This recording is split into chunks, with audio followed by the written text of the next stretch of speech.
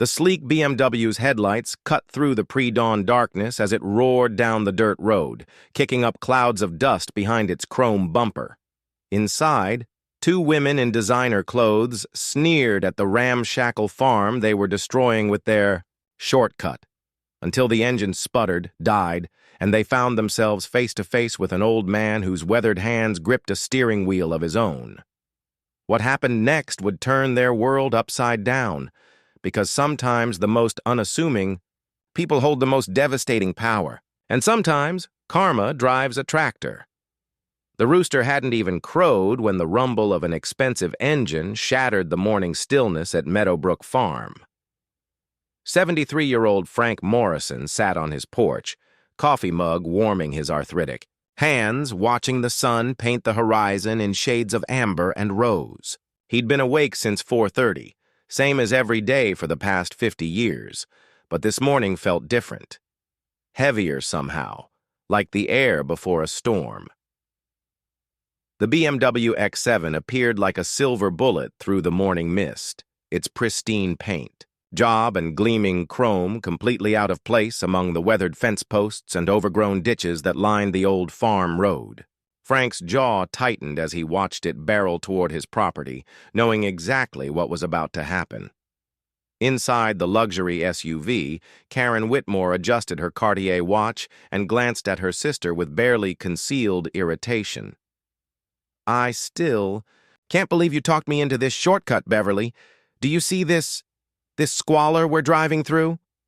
Beverly Caldwell, 2 years younger but equally polished, didn't look up from her phone, where she was furiously typing messages to her assistant.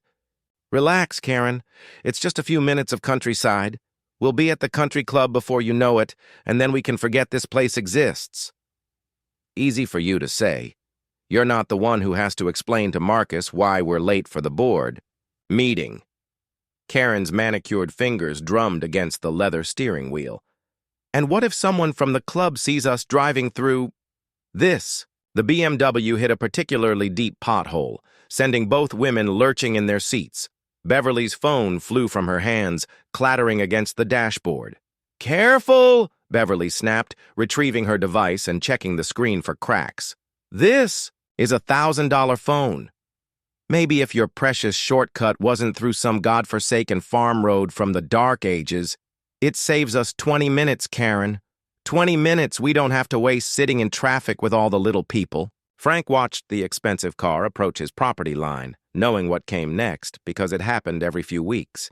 The Whitmore and Caldwell sisters, he'd learned their names from the angry voicemails they'd left when his lawyer had first contacted them, had decided that his private farm road was their personal highway. Never mind the private property and no trespassing signs. Never mind that their shortcut carved right through his pasture land, scaring his animals and destroying crops he'd spent months nurturing. The BMW slowed as it reached the wooden gate Frank had installed last month. Karen rolled down her window, her face twisted with annoyance. "Beverly, there's a gate now.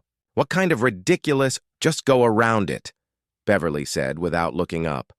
"Drive through the grass. It's not like they're using it for anything important." Frank set down his coffee mug and stood slowly, his knees protesting the movement. He'd been dreading this moment and anticipating it in equal measure. The gate hadn't been meant to stop them. He'd known they'd just drive around it. It was meant to force a confrontation he'd been avoiding for months. Karen gunned the engine and swerved around the gate, the BMW's tires spinning in the soft earth and sending clods of mud flying.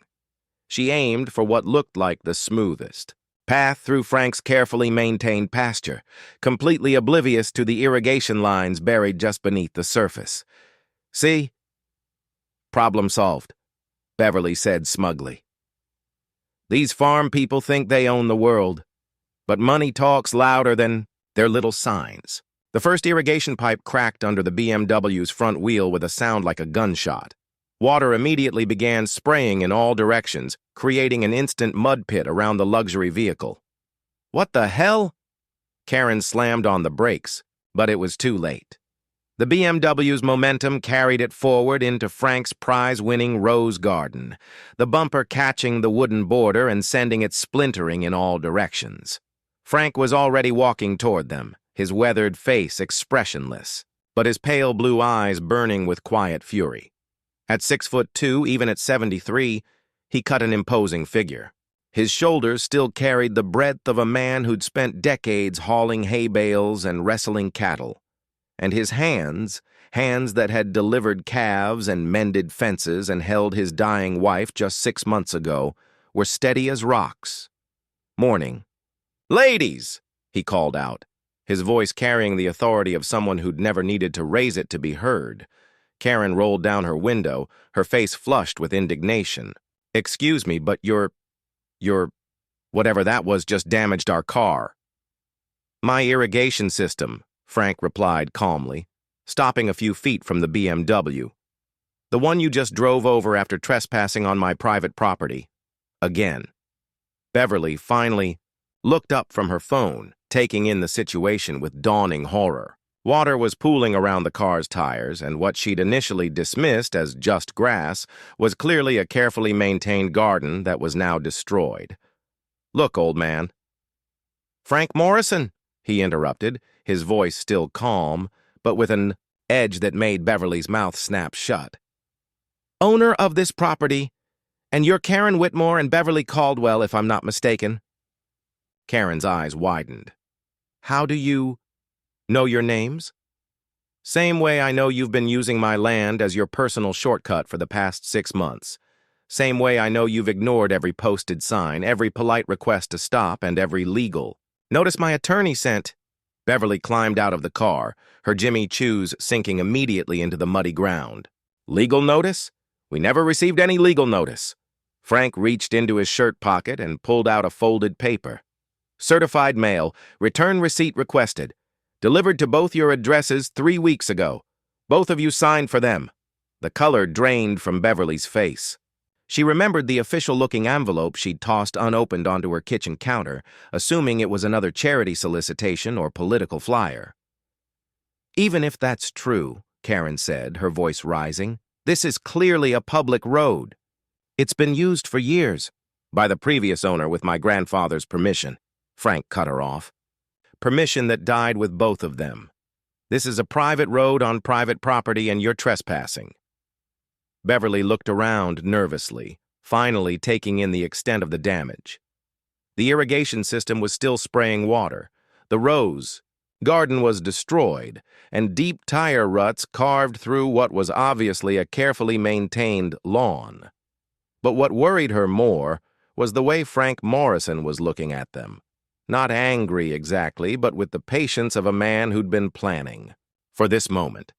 "Look, we're sorry about the sprinklers," Beverly said, trying to inject some charm into her voice.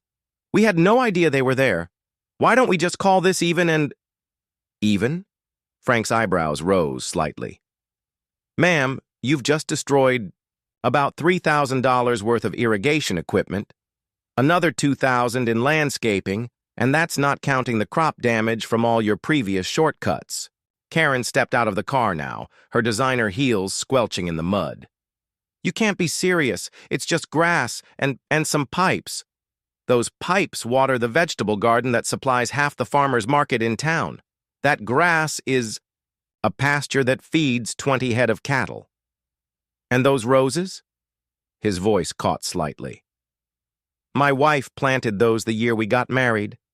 She tended them for 47 years before cancer took her."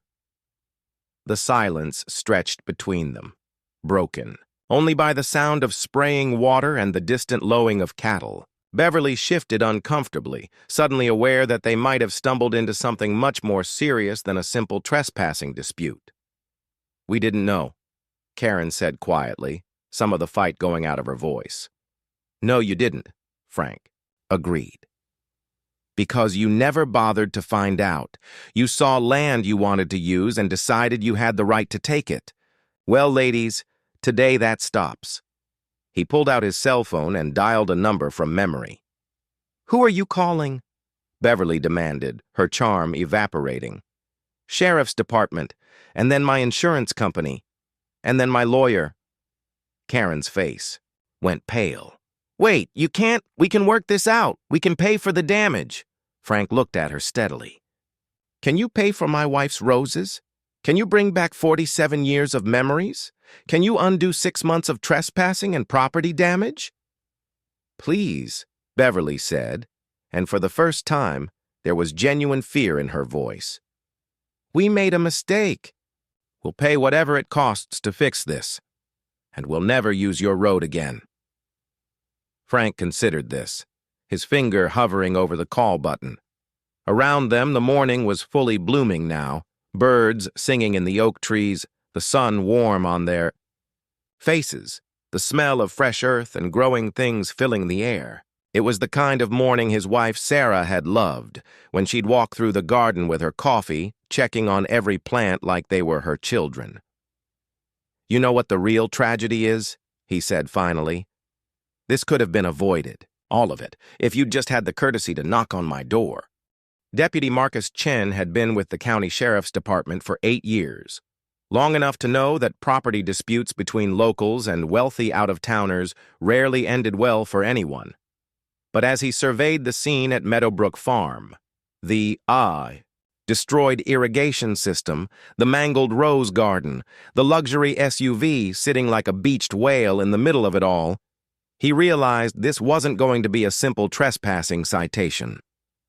Mr. Morrison, he said, extending his hand to Frank, I remember you from when my partner and I responded to the break-in at the Hendersons' place last year. How are you holding up since Sarah passed?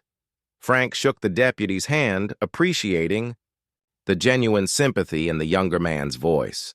Taking it one day at a time, though some days are harder than others. Chen nodded, then turned his attention to the 2 women standing beside the BMW. Even covered in mud and clearly flustered, their designer clothes and jewelry screamed money. The kind of money that usually made problems disappear before they reached his desk. Ladies, I'm Deputy Chen. I understand there's been an incident. Karen stepped forward, her composure partially restored now that she was dealing with someone in uniform, someone she assumed would be more reasonable than the stubborn old farmer. Officer, there's been a terrible misunderstanding. We were simply using this road, which we believe to be public access, when Mr. Morrison's poorly maintained irrigation system damaged our vehicle. Beverly nodded vigorously. We're considering filing a claim against Mr. Morrison for the damage to our car. This road has been used by the community for years. Deputy Chen looked between the 2 women and Frank, then pulled out his notebook. Let me get this straight. You're saying you were using this road with permission? Well, not explicit permission. Beverly backtracked quickly. But it's been a common throughway. For the previous property owner, Frank interrupted quietly, who had a written agreement with my grandfather that died with both of them 15 years ago. I've got the deed and property survey in my office if you need to see them. Chen nodded, making notes. And you've made these ladies aware that they don't have permission to use this road? Multiple times. Certified letters, posted signs, and verbal warnings when I've caught them before. Before? Chen's eyebrows rose. This isn't the first incident? Karen's face flushed. We may have used this route occasionally, but we had no idea it was causing any problems. Frank walked over to his mailbox and retrieved a thick folder he'd apparently placed there in preparation. Deputy, these are copies of every certified letter I've sent over the past 6 months, along with photographs of previous damage to my property, and security camera footage from my barn that shows their vehicle crossing my land at least 12 times. Chen accepted the folder, flipping through its contents with growing amazement. Frank Morrison hadn't just documented the trespassing. He'd built an airtight case. Photographs showed tire tracks across planted fields, damaged fence posts, and gates left open that had allowed livestock to wander. The certified mail receipts showed a clear pattern of escalating warnings, all ignored. Mr. Morrison, this is quite thorough, Chen said. My late wife was a school principal for 30 years, Frank replied. She taught me the importance of documentation. Beverly stepped closer to the deputy, lowering her voice to what she probably thought was a confidential tone. Officer, surely we can resolve this reasonably. We're prepared to compensate Mr. Morrison for any inconvenience and make sure this doesn't happen again. Ma'am, we're past the point of inconvenience, Chen replied. Based on what I'm seeing, here, we're looking at criminal trespassing, property damage, and possibly reckless driving. And given the documented pattern of behavior, this appears to be willful and repeated. Karen felt the blood drain from her face. Criminal charges meant court appearances, potential fines, and worst of all, public records. In their social circle, criminal charges would be social suicide, and if Marcus found out she'd been arrested while using his car for an illegal shortcut, there has to be something we can do, she said, desperation creeping into her voice. Actually, there is, Frank said quietly. Everyone turned to look at him. Chen raised an eyebrow, while the two sisters looked hopeful for the first time since the morning began. I'm willing to discuss a resolution, Frank continued, but not here, and not now. Deputy, I'd like to press charges and have the vehicle impounded pending resolution of this matter. These ladies can call someone to pick them up. What? Beverly shrieked. You can't impound our car. Actually, he can, Chen replied. The vehicle was used in the commission of a crime and is currently disabled on private property. Standard procedure is to have it towed and impounded until the matter is resolved. Karen's phone rang, and she glanced at the screen with horror. It's Marcus, she whispered to Beverly. Don't answer it, Beverly hissed back. But the phone kept ringing, and they all knew that not answering would only make things worse. Hello, darling, Karen said, trying to inject normalcy into her voice. Karen, where are you? Marcus Whitmore's voice was loud enough that everyone could hear it clearly. The board meeting started 20 minutes ago, and you're not here. Donald Ashworth is asking questions I can't answer about the Riverside development permits. There was a small delay, a minor car trouble. Car trouble? With the BMW? I just had it serviced last week. Karen looked at the steam still rising from under the hood and the mud coating every surface of the luxury vehicle. It's a bit more complicated than that. Where are you, Karen? She looked around at the disaster surrounding her. The destroyed garden, the spraying irrigation system, the deputy taking photographs of everything for evidence, and realized there was no way to explain this that wouldn't end in catastrophe. I'm at a farm, she said finally. A farm? What the hell are you doing at a farm? Do you have any idea how important this meeting is? Deputy Chen cleared his throat. Ma'am, I need to continue with the investigation. Karen, Marcus's voice turned. Sharp. Who was that? Are you in some kind of trouble? The silence stretched out like a physical thing. Karen could practically hear her husband's blood pressure rising as he waited for an answer she couldn't give. Marcus, I need to call you back. Don't you dare hang up on me, Karen Elizabeth Whitmore. Tell me right now what's going on. Frank stepped forward and gently took the phone from Karen's shaking hands. Mr. Whitmore, this is Frank Morrison. Your wife is on my property dealing with some legal issues related to trespassing and property damage. She's going to need a lawyer and a ride home. The explosion of profanity from the phone was so loud that even the cattle in the distant pasture seemed to take notice. Frank held the device away from his ear until the tirade subsided. Mr. Whitmore, you still there? Who the hell is this? What have you done to my wife? I haven't done anything to your wife, sir, but your wife has done quite a bit to my property. I suggest you contact your attorney and have him meet you at the sheriff's department. Your wife is about to be arrested. Frank handed the phone back to Karen, whose face had gone completely white. Marcus, please, just listen. But the line was already dead. Beverly grabbed Karen's arm. We need to call Daddy's lawyer, right now. Your father's lawyer? Chen asked, making another note. Robert Caldwell, Beverly said, lifting her chin defiantly. Of Caldwell, Morrison, and Associates. Frank's head snapped up. Morrison? My grandfather's law firm, Beverly said smugly. I think you'll find we have excellent legal representation. Morrison, Frank repeated slowly. Would that be Thomas Morrison? You know Uncle Tommy? Beverly looked confused. Uncle Tommy, Frank mused. Thomas Morrison is my nephew, my late brother's son. The color drained from Beverly's face as the implications hit her. Not only had they been trespassing on property owned by their lawyer's uncle, but they'd been ignoring legal notices sent by that same uncle. Notices that Thomas Morrison had almost certainly reviewed before they were sent. Oh, God, Beverly whispered. Deputy Chen tried to hide his smile as he continued documenting the scene. In 8 years of law enforcement, he'd never seen karma work quite this efficiently. Karen's phone rang again. This time the caller ID showed. Thomas Morrison, attorney at law. Don't answer it, Beverly said frantically, but Karen was already swiping to accept the call. Hello? Karen, this is Tom Morrison.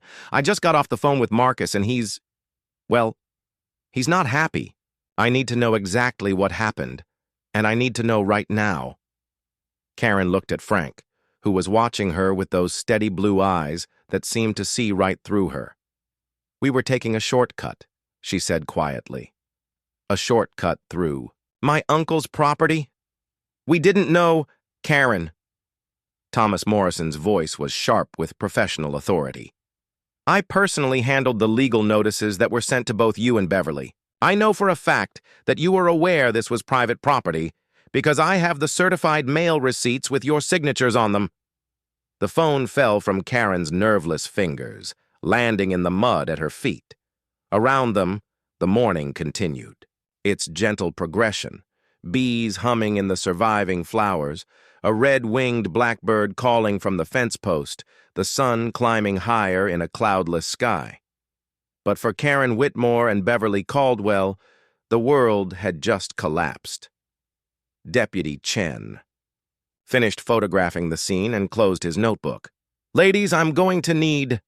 The Whitmore County Sheriff's Department had seen its share of wealthy defendants over the years, but Deputy Chen couldn't remember any who'd managed to look quite as miserable as Karen Whitmore and Beverly Caldwell as they sat in the holding area, still covered in mud and reeking of farm water.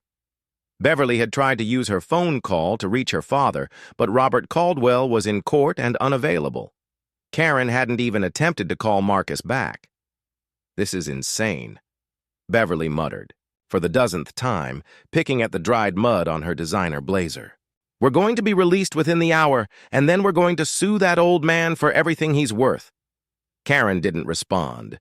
She was staring at the institutional green walls, thinking about the board meeting she was missing, about Marcus's fury, about the way Frank Morrison had looked at her when he mentioned his dead wife's roses. For the first time in her adult life, Karen Whitmore was beginning to understand that money might not be enough to fix what she'd broken. 3 miles away, Frank Morrison sat in his kitchen, the phone pressed to his ear, listening to his nephew. Thomas explained exactly how much trouble the two women were in. Uncle Frank, I have to ask, why now? You've been dealing with this for months. Why didn't you press charges earlier? Frank looked out his kitchen window at the destroyed garden, where the tow truck was winching the BMW onto its flatbed. Because I kept hoping they'd come to their senses, kept thinking maybe they'd show a little basic decency. And now I'm done hoping. Frank's voice carried a finality that made Thomas pause on the other end of the line. They've had every chance to do the right thing, Tommy, every chance to be human beings instead of whatever they've become. Thomas Morrison had been practicing law for 15 years, long enough to recognize when his uncle, the gentlest man he'd ever known, had reached the end of his patience. What do you need from me? I need to know exactly what kind of position they're in. Legally, financially, socially, I need to understand their world well enough to speak their language. Uncle Frank, that sounds like revenge? Maybe. Or maybe it's just time someone taught them that actions have consequences. Frank paused, watching a pair of cardinals land on the fence post where Sarah used to hang her bird feeder. Your Aunt Sarah always said the hardest lessons were the most important ones. Thomas was quiet for a moment. I'll need to withdraw as Beverly's family attorney. Conflict of interest. I understand. And Uncle Frank? Marcus Whitmore is on his way to the sheriff's department right now. He's not happy. Frank smiled for the first time all morning. I'm counting on it. Marcus Whitmore arrived at the sheriff's department like a hurricane in a $1,000 suit, his silver hair perfectly styled despite the emergency that had brought him there. At 55, he'd built Whitmore Industries into a development empire through a combination of ruthless business acumen and the absolute certainty that money could solve any problem. Today was about to challenge that certainty. I want to see my wife, he demanded at the front desk. And I want to know what kind of trumped-up charges you people think you can make stick against her. Sergeant Rodriguez, a 20-year veteran who'd dealt with more than his share of entitled rich people, looked up from her paperwork with practiced calm. Mr. Whitmore, I presume. Your wife is being processed. She'll be available for bail once we complete the paperwork. Bail? For what? Criminal trespassing, property damage, reckless driving, and failure to comply with posted signage on private property. Rodriguez read from the report without emotion. Total damages are estimated at over $10,000, which elevates the property damage to a felony. Marcus felt the ground shift under his feet. Felony charges meant serious jail time, criminal records, and public humiliation.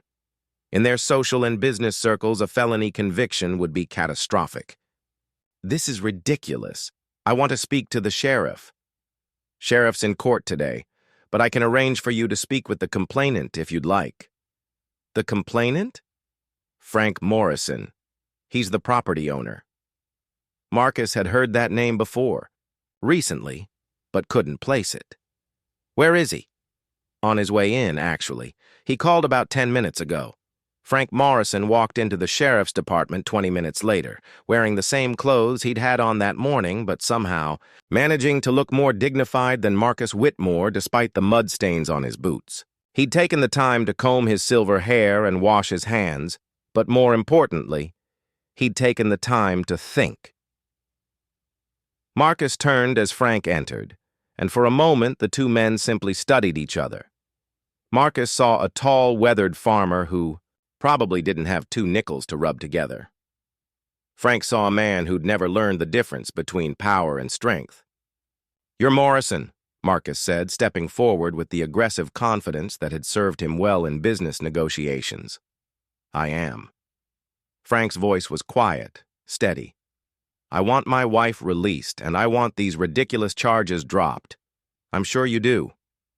Marcus waited for Frank to continue, to make demands or threats, or some kind of proposal. When the silence stretched out, he felt the first flicker of uncertainty. Well, Marcus demanded, what's it going to take? Frank walked over to one of the plastic chairs in the waiting area and sat down, gesturing for Marcus to do the same. After a moment's hesitation, Marcus joined him. Mr. Whitmore, do you know what your wife destroyed this morning?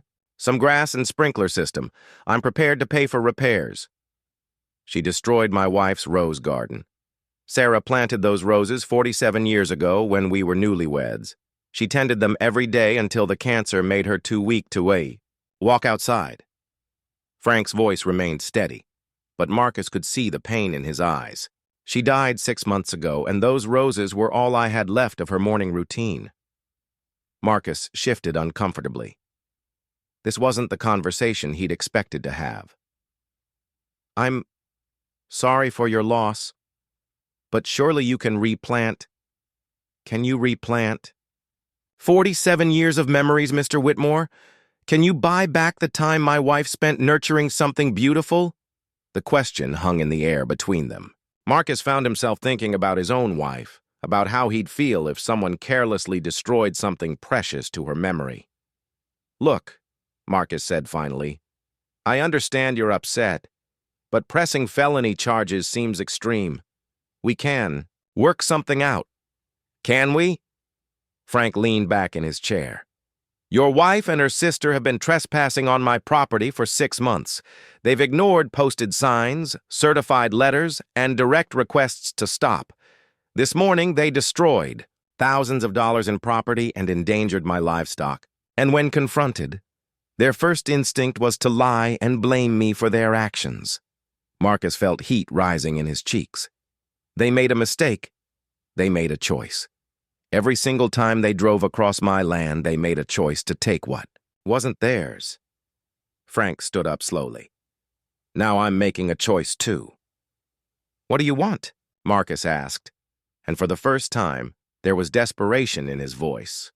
Frank walked to the window overlooking the parking lot, where the tow truck was just pulling in with the muddy BMW on its flatbed. I want your wife and her sister to understand what it feels like to have something precious destroyed by someone who doesn't care about the consequences, Frank said quietly. I want them to learn what accountability looks like. You want revenge. Frank turned back to Marcus. I want justice. There's a difference. Before Marcus could respond, the door to the processing area opened and Karen appeared, flanked by Deputy Chen. She looked smaller somehow, diminished by the institutional setting and the gravity of her situation. When she saw Marcus, tears began, streaming down her face. Marcus, I'm so sorry. Not here, Marcus said sharply, then looked at Frank. What will it take to make this go away? Frank studied Karen's tear-stained face, noting the genuine remorse he was seeing for the first time. It's not going away, Mr. Whitmore, but there might be a way to make it better. I'm listening. Your wife and her sister are going to be charged and convicted. That's not negotiable. But I might be willing to discuss the sentencing recommendations. Marcus felt a surge of hope. What kind of discussion? Frank Morrison smiled, but it wasn't a pleasant expression. The kind that involves your development? Company, Mr. Whitmore. You see, I've been doing some research on Whitmore Industries while I waited for you to arrive. What kind of research? The kind that tells me you've been trying to buy up farmland all around my property for the past 2 years. The kind that tells me you're planning to build a luxury subdivision called Meadowbrook Estates, using the name of my farm without my permission. Marcus felt the blood drain from his face. The Meadowbrook project was Whitmore Industries' biggest development in a decade, worth tens of millions in profits. They'd acquired options on every piece of property. In the area except one, Frank Morrison's farm, which sat right in the middle of their planned development. How did you... Public records, Mr. Whitmore. Amazing what you can learn when you take the time to look. Frank's smile widened. Now, about that discussion of sentencing recommendations. Karen looked between her husband and the old farmer, sensing that something much bigger than her morning's mistakes was being negotiated. She was right. Frank Morrison was about to propose a deal that would change everything, not just for her and Beverly, but for the entire future of Whitmore Industry. The conference room at the sheriff's department had seen many tense negotiations over the years, but none quite like the one that began at 2 o'clock that afternoon. Frank Morrison sat across from Marcus Whitmore, while their respective attorneys flanked them like seconds in a duel. Karen and Beverly had been released on bail but remained in the building, waiting in a separate room while their fates were decided. Thomas Morrison had recused himself from representing Beverly, but he remained, present as Frank's family advisor. Across the table sat Harrison Burke, Whitmore Industries' lead counsel, a shark in an expensive suit who was already calculating how to minimize the damage to his client's business empire. Let me be clear about what we're facing, Burke began, his voice smooth with practiced authority. Your nephew has documented a clear pattern of criminal behavior by both women. Given the property damage exceeding $10,000, we're looking at potential felony charges. Frank nodded. Among other things. Other things? Marcus leaned forward. Thomas pulled out a thick folder. Uncle Frank has been busy this morning.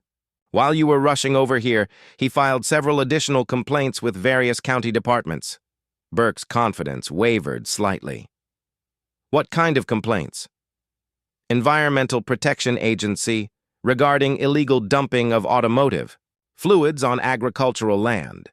County Planning Commission regarding unauthorized use of a private road that's not zoned for public access. And the Health Department regarding contamination of an organic farm certification.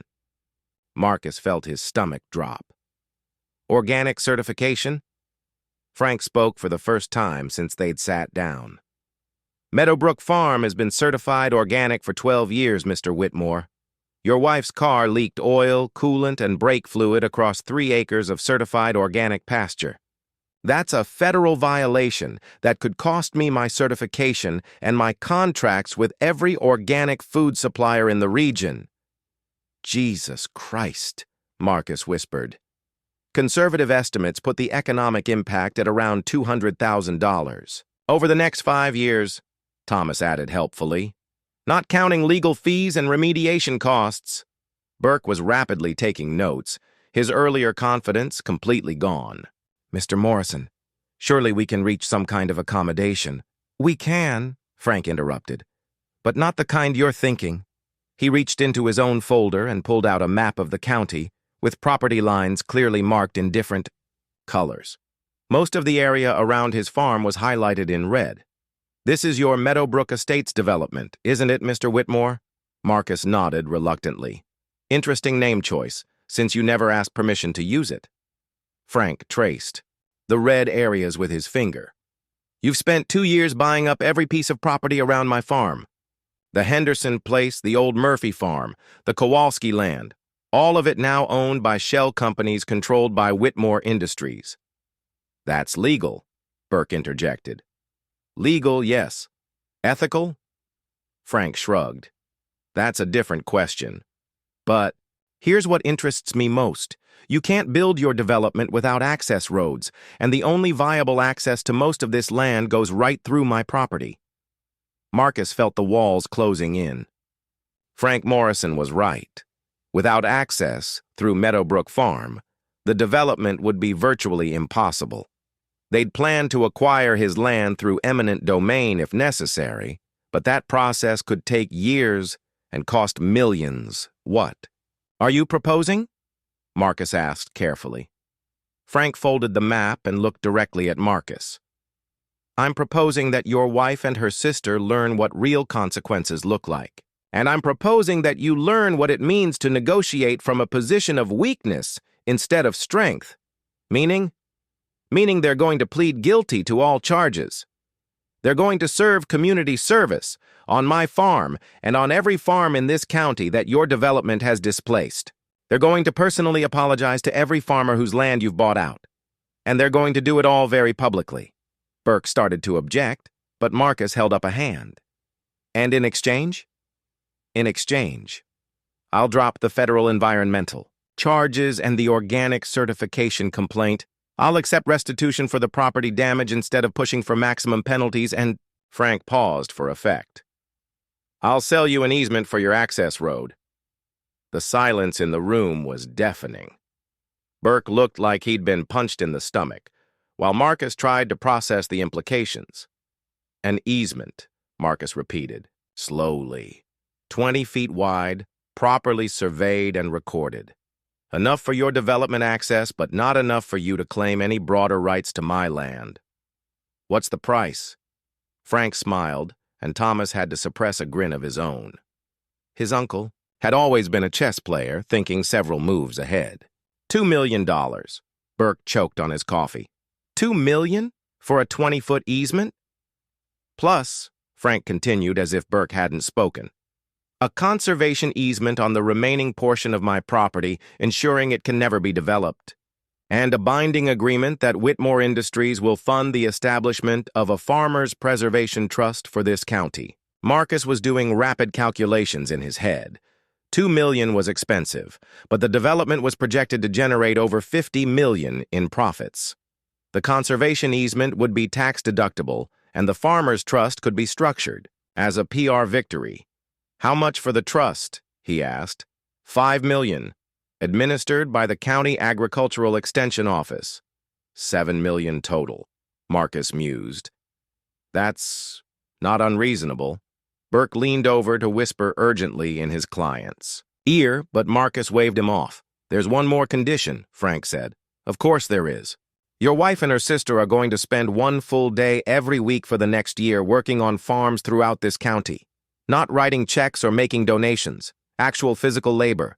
Feeding animals, mucking stalls, harvesting crops, whatever needs to be done." Karen, who had been listening through the slightly open door, despite being told to wait in the other room, felt her knees go weak. A year of manual labor? She hadn't done physical work since high school PE class. "That's ridiculous," Burke protested. "My clients aren't farm laborers." "No," Frank agreed. "They're criminals. Criminals who need to understand the value of the work they've been disrespecting." Marcus stood up and walked to the window, looking out at the parking lot where his muddy BMW sat on the tow truck. His wife's reckless shortcut had just cost him $7 million and a year of humiliation. But the alternative, facing felony, charges, federal environmental violations, and the collapse of his biggest development project was infinitely worse. "I need to discuss this with my wife," he said finally. "Of course. But Mr. Whitmore?" Frank's voice stopped him at the door. "This offer expires at 5 o'clock today. After that, we proceed with all charges and let the courts decide what justice looks like." Marcus nodded and left to find Karen, while Burke remained behind to argue frantically with Thomas about the legal implications of the proposed agreement. Frank Morrison sat alone for a moment, thinking about Sarah and how proud she would have been of what he'd accomplished today. Not the money, though the $7 million would ensure Meadowbrook Farm's survival for generations.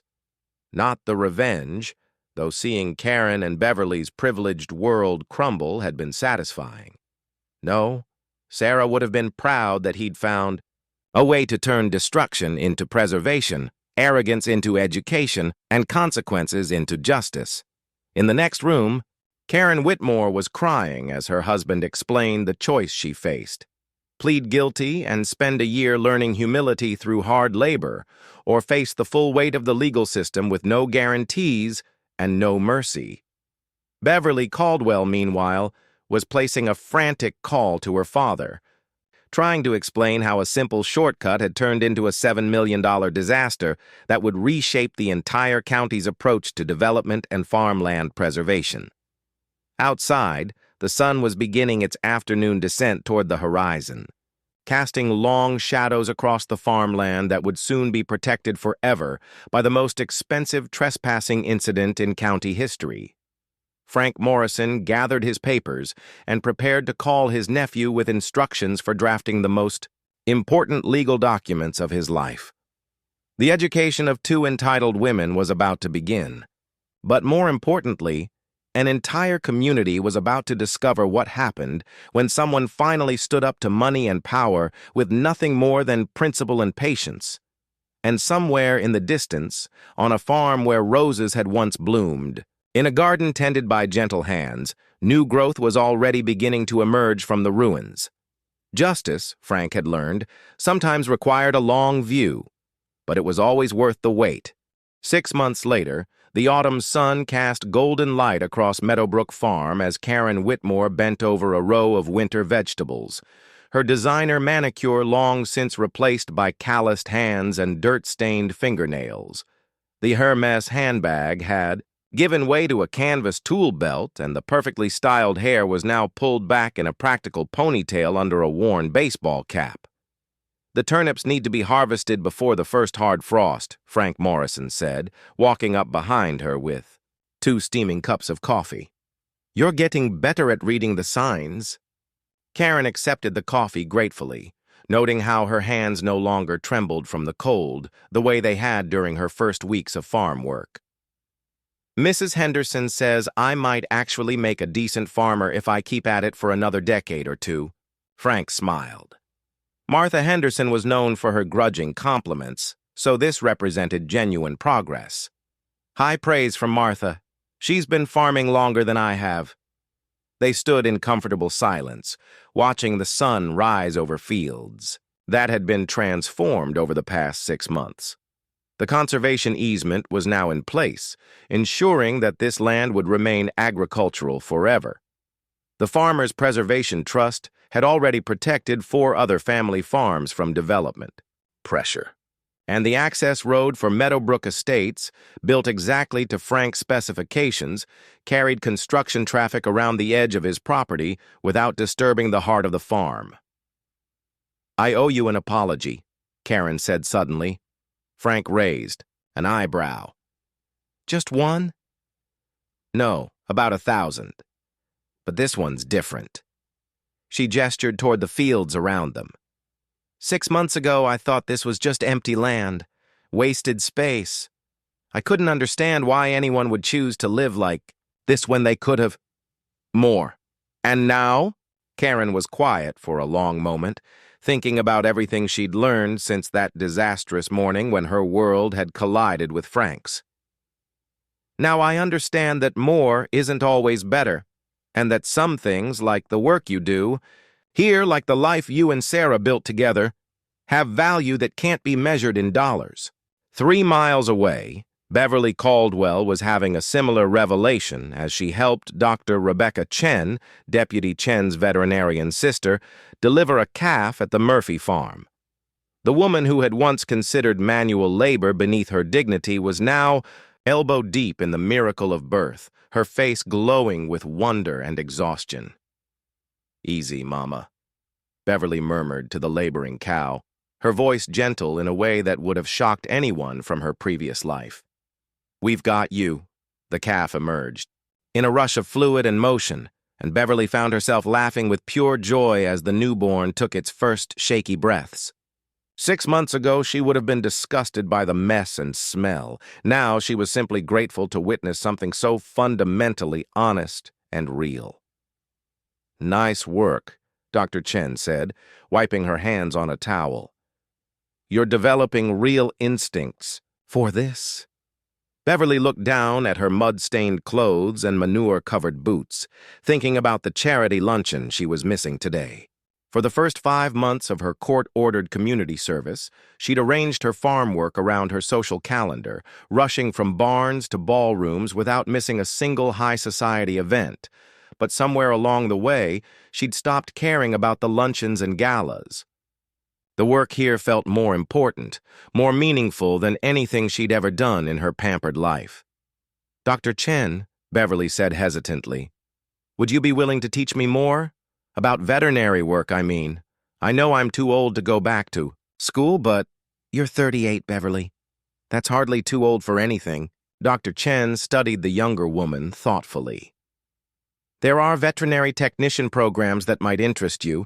2 years of study, hands-on training. The pay isn't great, but the work is rewarding." Beverly felt something she hadn't experienced in years, excitement about the future that wasn't tied to money or status. "I'd like that. I think I'd really like that." Back at Meadowbrook Farm, Frank was showing Karen the progress on Sarah's memorial garden. Where the destroyed roses had once grown, they'd planted a new variety, hardier, more resilient, but just as beautiful. The garden was larger now, with stone pathways and benches where visitors could sit and reflect. The community garden project starts next spring, Frank explained, pointing to the cleared area beyond the memorial. 20 families will have plots here, including some of the displaced farm families from the development projects. Karen nodded, thinking about the Kowalski family she'd met during her community service. They'd sold their farm to Whitmore Industries for a fraction of what it was worth, desperate to pay medical bills after their daughter's cancer treatment. They'd lost not just their livelihood, but their identity, their connection to land their great-grandfather had homesteaded. "Marcus wants to offer them jobs with the new company," she said. "What new company?" "Whitmore Agricultural Consulting. He's thinking about pivoting away from development, focusing instead on helping family farms become more profitable and sustainable." Karen smiled ruefully. "Turns out there's good money in preservation if you approach it right." Frank wasn't surprised. Marcus Whitmore was, above all, a businessman. Once he'd seen the public relations value of the Farmers' Trust and the conservation easements, He'd started looking for ways to profit from environmental stewardship instead of environmental destruction. And you? What are your plans after your community service ends? Karen looked around the farm that had become more home to her than the mansion she'd shared with Marcus for 15 years. I'm not sure yet. Marcus and I are figuring things out. Turns out we don't have much in common when money and status aren't holding us together. Frank nodded. He'd suspected as much. The woman working beside him bore little resemblance to the entitled princess who'd destroyed his garden 6 months ago. Hard work and honest purpose had revealed someone Karen herself probably hadn't known existed. You'll always have a place here, he said simply, if you want it. Before Karen could respond, a familiar pickup truck pulled into the driveway. Thomas Morrison climbed out, followed by a woman in her 30s with kind eyes and calloused hands. Uncle Frank, I'd like you to meet Dr. Sarah Mitchell. She's the new county agricultural extension agent. Frank shook the woman's hand, noting the strength of her grip and the way she looked around the farm with professional appreciation. Dr. Mitchell has a proposal about the Farmers' Trust, Thomas continued. Something I think you'll find interesting. As they walked toward the house to discuss business, Karen remained in the garden, thinking about the woman she'd been and the woman she was becoming. Her phone buzzed with a text from Beverly. Just delivered my first calf. Can you believe it? I actually cried with happiness. What has happened to us? Karen smiled and typed back. We grew up. Finally. The autumn afternoon stretched ahead of them, full of work to be done and lessons still to be learned. In 6 months, Karen had discovered muscles she'd never used, skills she'd never needed, and strength she'd never known she possessed. She'd learned the satisfaction of growing food with her own hands, the peace that came from honest exhaustion, and the joy of work that served something larger than herself. But more than that, she'd learned what Frank Morrison had been trying, to teach her from the beginning, that everything had consequences, that privilege came with responsibility, and that the most valuable things in life couldn't be bought or stolen. They had to be earned through patience, dedication, and respect for something greater than yourself. As the sun set over Meadowbrook Farm, painting the sky in shades of rose and gold, Karen Whitmore picked up her tools and headed toward the barn. There were animals to feed, equipment to clean, and plans to make for tomorrow's work. For the first time in her adult life, she was exactly where she belonged, and in the distance, where Sarah Morrison's roses bloomed eternal in their memorial garden, the wind carried the promise of new growth, second chances, and the enduring power of consequences that came wrapped in grace. Frank Morrison had gotten his justice after all.